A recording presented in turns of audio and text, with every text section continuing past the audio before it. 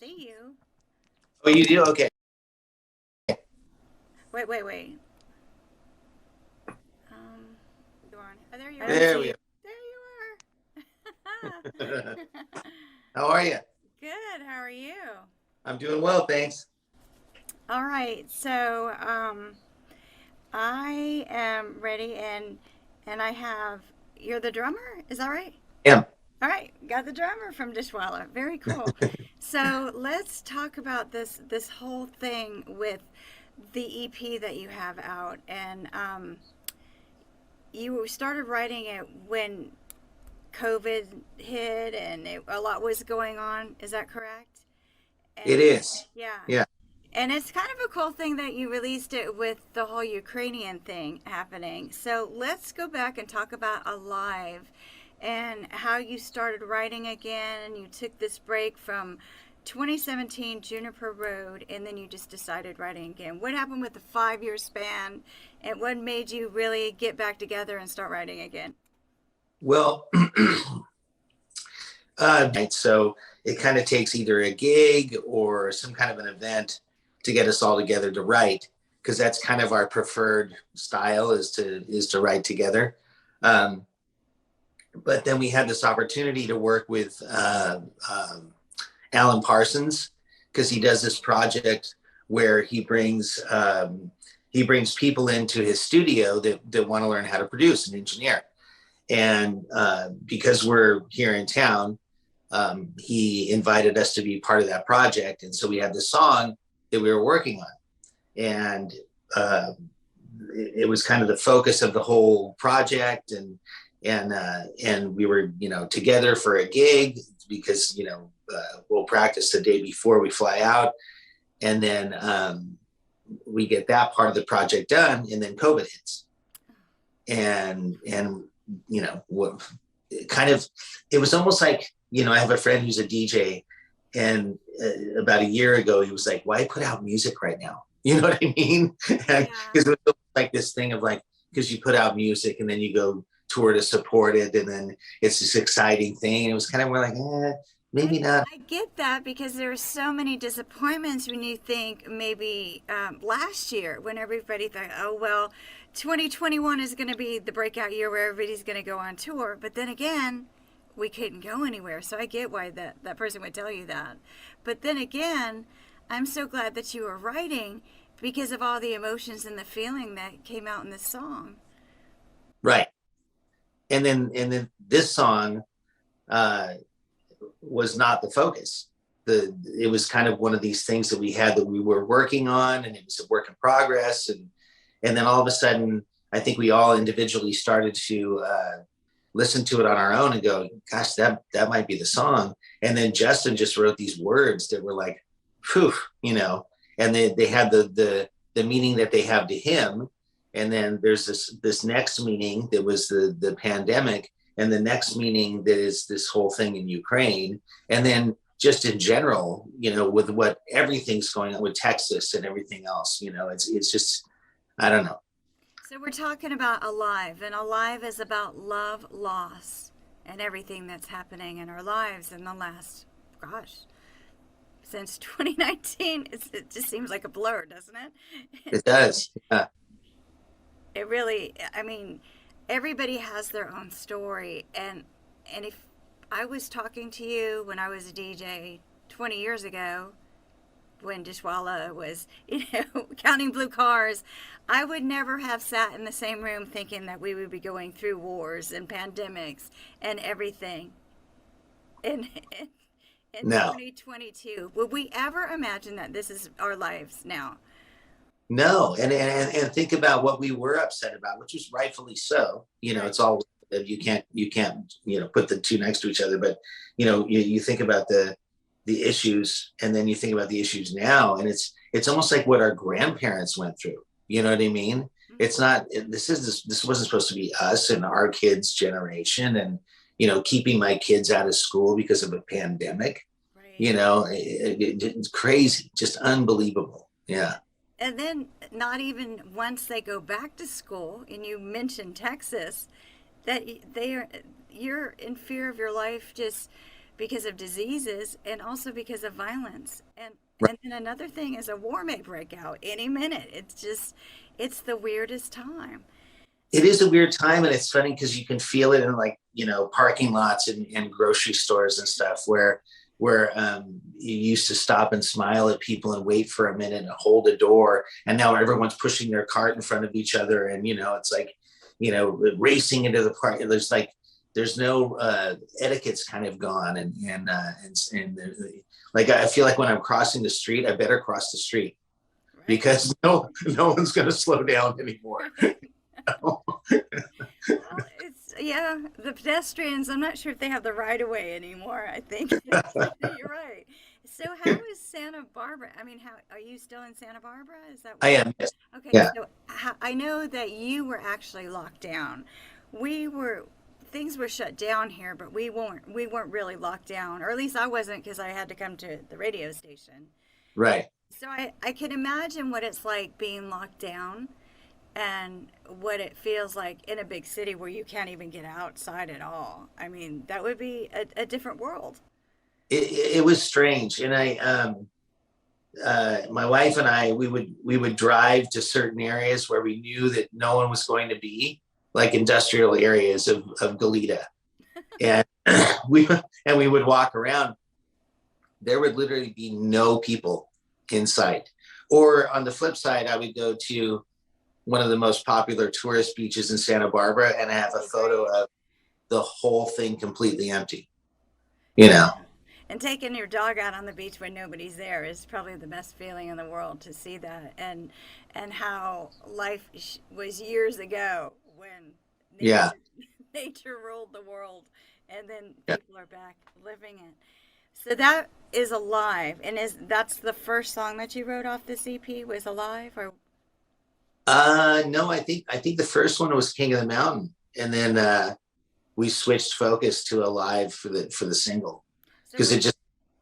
Go ahead. what's King of the Mountain all about? What is it? Justin has a friend who was a champion motorcycle rider who passed away, and he did one of those mountain course rides, and he wrote that about him because he was a legend and never expected to not make it. Mm, Yeah, that's tough. yeah. And so that's probably, I haven't heard that song, but that's probably a beautiful song. And then you have Set Me Free. And what is Set Me Free? I can imagine what Set Me Free is all about, but Well, it's a song that we had originally recorded for Juniper Road, and sometimes when you get in the studio, you have all these ingredients, and you start with this song that's like this, like meat and potatoes, right? And then you're like, well, we could throw this parsley in there, and how about a carrot? And then next thing you know, you've got this. It's great, right? But it's all this stuff, and then this is the original idea without all of the extra gravy and stuff on it. It's just a more stripped down kind of acoustic version of a song we already had released. lots of guitars and something Mhm. interesting. Because I Yeah. remember the first time I ever heard your music, Counting Blue Cars and the guitar and the singing. Mhm. And what's your thoughts on God and when you see her? Tell me about that song and what is it about? I mean, what is that song about? Is it? Well, it's one of those songs where in the 90s, you kind of had to name a song that didn't make any sense why the song was named that. Mm-hmm. And We only count blue cars, and I'm thinking it must be police officers or something. I don't know. oh, that's good though. I like that. Uh-huh. No, it literally is like a game where you count the color of a car that's driving by. Right. Uh, and it was one of the members of the band would play that game with his neighbor, and his neighbor had two moms, and so he had no kind of he hadn't been told exactly how things should, quote unquote, should be. Um, and so he was asking questions while playing this street game of counting the colors of cars going by. and he's asking about God, and he said at the end, he said, "Oh, that's cool because I'd really like to meet her because he Okay. hadn't his moms hadn't said God's a man and this is what you're supposed to believe and whatever." So he was just like, "Yeah, that'd be cool. I'd like to meet her." You know, so that was like a concept he came back with, and whoa, the neighbor kid just said this thing I think should be a song. You know, That's wild. yeah, It was based on a real person. mm-hmm. Okay. Well, that's I Yep. never knew that. I had to ask that because I love Dishwalla, and when we do the '90s throwback weekends, I get to play your music, and I get to play. Well, we play your song, but I get to play people like the Breeders, Dishwalla, and things that I don't get to hear on a regular basis, and Marcy Yeah. Brown. So that it's kind of those lyrics that you're just like, what are they talking about? It's not about getting stoned. It's not about sitting there counting blue cars, Right. but whatever Right. you interpret it to be. So Yeah. how did you come up with your name, Dishwalla? What does that mean? Well, originally it was we had we had a name that I won't mention because it was so not cool. And and it was the time of uh, one word band names, Yeah. and so we were all sitting around this coffee house, and one of the guys holds up the saucer under his coffee mug or whatever, espresso or whatever, and he's looking at me. He goes, "Dish," and we went, "Perfect," right? And so we went with Dish for a while, and we got That's great. it, So funny. yeah, and so within our region, we got I wouldn't say like huge, but we were known. We were you knew who Dish was if they were playing in your area anywhere near us, right? So and then we got our record deal, and then all of a sudden we get a cease and desist. Uh-oh. That there's already a band named Dish, and they've got a record out already, and Those so dogs. yeah, like oh man, um, uh, and so I think you know what I think the same guy from the band he read Wired magazine regularly, and there was an article about these guys in India that would buy satellite dishes, and they would pirate out the cable to their neighbors, Yeah. and they were called dishwallas. Oh, okay. Yeah, That's yeah. so there. Hence the name was created. I To love make it. a long story short, That's awesome. right? Wow. Okay. So now mystery solved. I figured all of it out. That counting blue cars wasn't about counting police cars or anything in Los Angeles, but I don't know. But okay, let's talk about the '90s and how things are changing in the music business. And what is it now, recording and touring, and what what's the difference now as mature artists? Well, it's interesting because a friend of mine that works on the road just posted about how sad it is that the streams don't pay and the blah blah blah. And that is sad because you have zillions of streams, and you would think with that there would be some form of at least thousands of something, right? And but what it does is it sells the catalog, it sells what you already have. Hmm. And so even though it totally sucks that everyone's listening to your music all day for free, there are those people that buy your songs, and it's because everyone's listening to your music for free all day. And then when you go to play live, you either are only playing where that show is going to pay you, the show itself, or you're going to sell so much merchandise, it's going to be, worth the trip. So it's different. It's not about like, let's have a number one song, and we're going to sell 1 million albums and then we're going to retire. That's not even a Yeah. thing. And Yeah. I've talked to bands and they do their 25th anniversary tour and I don't know. Uh-huh. And that's great. And I've talked to like people like Godsmack and they're like, "Well, we don't want to dwell on being around for 25 years. We want to Right. talk about the new stuff.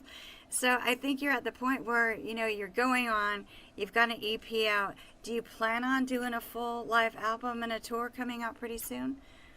Yeah, I mean, the thing is, I think we realized that the way to do this is little things like EPs. Don't do a whole full length thing because there's two reasons. Once it keeps people excited every more quickly than every 5 years, and then the other is that you realize that songs get lost. Like on Juniper Road, if you're not a diehard fan, I don't even know the last like release that I listened past five or seven songs. Right. So then those last songs are being lost or not listened to.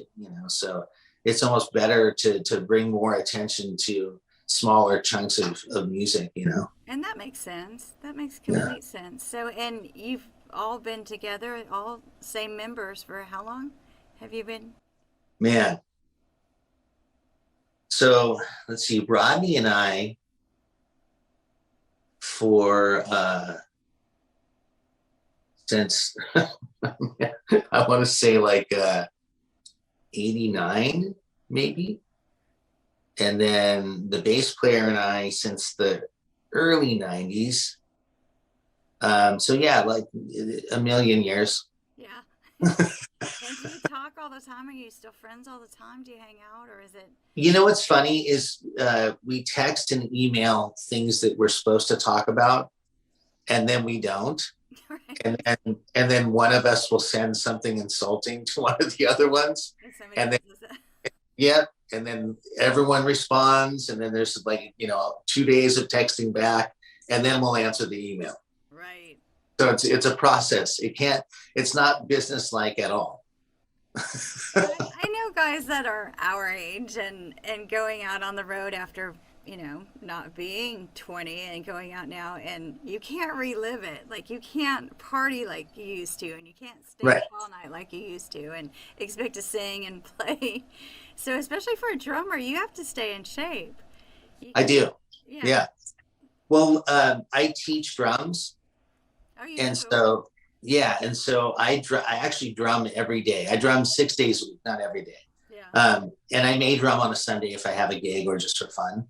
So I don't really ever not have sticks in my hands, and so that saves me a lot. It does. Uh, yeah, yeah, yeah, for sure. Because the endurance, especially if you're headlining and you have to play that long 40-minute set and drumming, and Yeah. that's a lot. Well, no, and I have to be honest when I go out on these, especially festival dates, and I see all of the bands that we played with in the '90s, and there's these 25-year-old kids playing drums for their band. Uh-huh. I'm like, huh, all right, I get I'm it. still I'm still doing it. Good for You you. know, I think that I should be able to, for as long as that I wasn't able to for a while. I had an injury that sidelined me, some nerve damage stuff, and so maybe that's part of the thing. But there's a lot of people that are I mean, think about Metallica. I mean, that guy's out there still pounding the crap out of drum. Lars, yeah.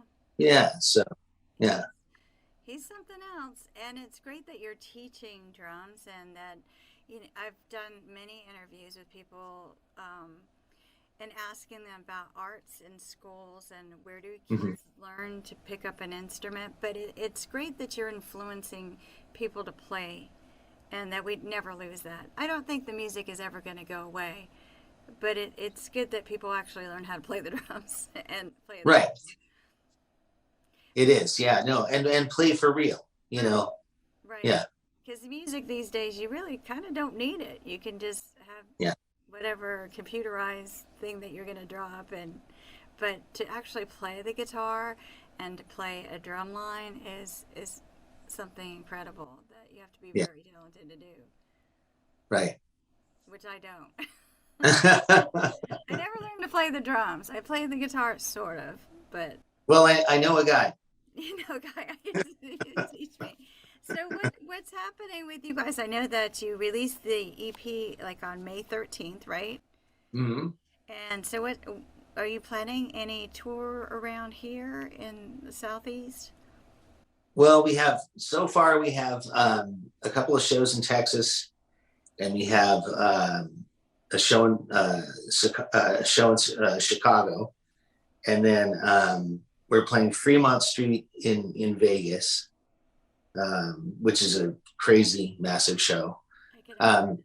but it's kind of still coming in, oddly enough. You'd think we would know what we were doing for the for the summer, but we kind of have to just we plan our lives, and then the phone call, the email comes in, and it's like, can you do this show? And we're like, well, of course we can. And then we have to drop everything and I find a bet. doctor, and you know, Well, you're always welcome here. Anytime you guys want to come, we've got some good venues here, and just come on out and hang out. And I know that we can draw a good crowd with your song. I know people actually think that that's a stoner song, Counting Blue Cars. And really, I used to have some guy call in and say, I'm about ready to burn one, so play Counting Blue Cars. And I said, okay.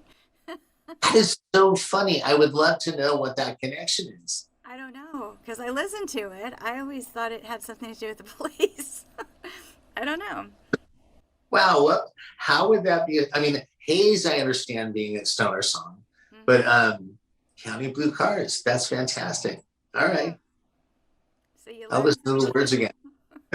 No, it's music is that way. It's so universal. It is.